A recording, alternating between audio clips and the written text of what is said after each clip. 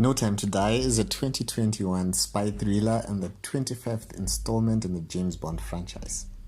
It's the fifth and final movie starring Daniel Craig as James Bond, and the gatekeepers of the movie franchise announced in a BBC Radio 4 exclusive that it won't be until 2022 that we start thinking about the future, and that we want Daniel to have his time of celebration. The plot. James Bond does the cliched routine of coming out of retirement for one last job, and it turns out everything is linked to everything else in the Bond universe. The story arc goes a full circle, tying up elements from Daniel Craig's iteration of James Bond from Casino Royale to Spectre, through to a semblance of a conclusion. The good. It's a James Bond movie. What are you expecting to see? Ah yes, Daniel Craig has brought a certain dynamic to the James Bond character. James Bond is no longer some playboy secret agent who will seduce everything that moves and take out legions of bad guy without breaking a sweat or staining his pristine white shirt.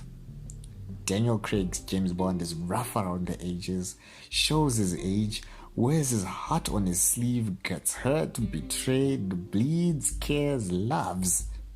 Mortal, like the rest of us.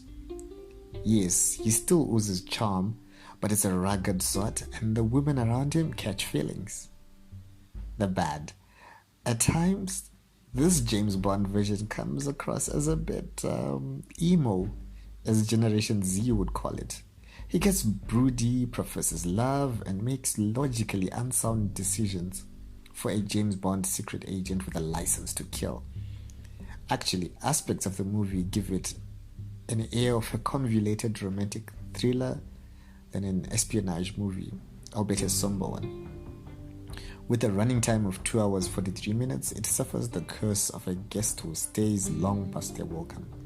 Sure, the movie has a lot of issues to wrap up, but we could speed up some of the things and cut out some things entirely. One tires out of drawn out car chases, no matter how cinematic. And also, the bad guys have no idea how to aim. How does someone with a machine gun fail to take out one man? Okay, fine, he's James Bond in the iconic Aston Martin DB5. I agree.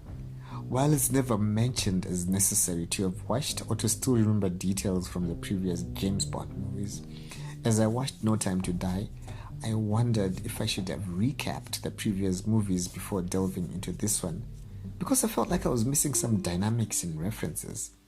Like, was his relationship with Vesper Lind that deep? That in the opening sequence he almost dies at her grave. But of course, that won't be No Time to Die. Is there ever a time to die? Final thoughts. While it's not the best James Bond movie, it certainly does wrap up this iteration of 007 and lays the groundwork for a new agent with the coveted 00 designation. And it could be anyone. Who will be the next 007? Oh, and that Hans Zimmer score. I'm playing that as I write this review. So, have you watched No Time to Die? Would you watch it, or it's not your cup of tea?